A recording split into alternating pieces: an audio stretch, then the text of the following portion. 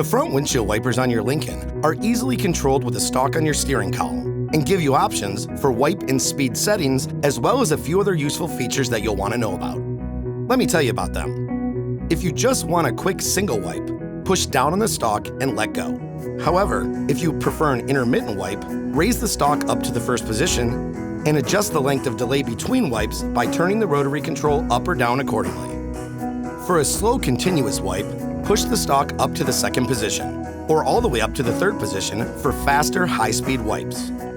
Your wipers may also adjust their sensitivity or wipe frequency based on the speed of your vehicle.